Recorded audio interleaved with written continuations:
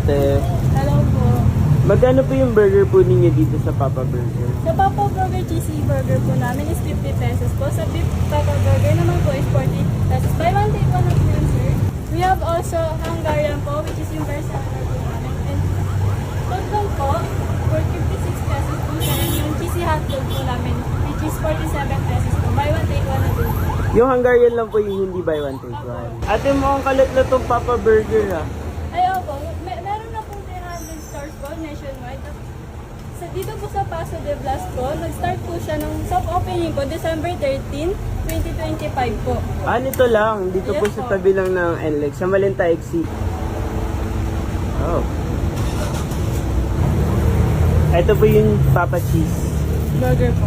Wow. Sir, ito po yung ginagamit po namin na sauce, which is yung Papa sauce po. Hindi po kami gumagamit ng kahit ano po, na ketchup or which is na mayo po.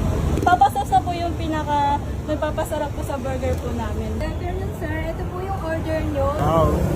Thank you po, sir. Thank you po.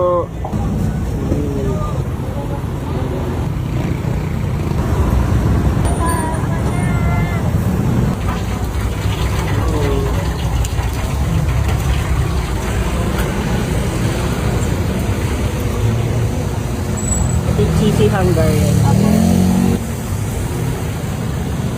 Ito naman po yung food lang namin, sir. Ito lang.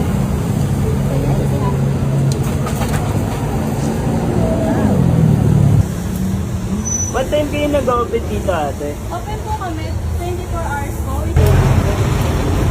Ito ate yung Papa Egg po. Opo, Papa Egg Sandwich po. Oh. Yung iba po, gusto po nila is yung dilaw po, hindi luto. Good. Satisfying naman ito.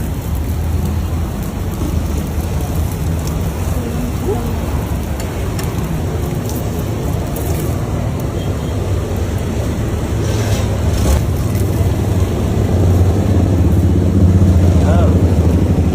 Wow. Sa price po ninyo, magkano po? Sa isang order po, meron na po siyang 100 grams, which is 40 pesos po. Meron po kami tatlong flavors na pwede niyo pong pagpilian. Oh. We have po cheese po, Cheese. and sour cream po, Okay. and which is number 1 po is barbecue. Yung barbecue po yung bestseller bestseller po po ninyo. namin. Sige, may isa pong barbecue tsaka isang cheese. Sige.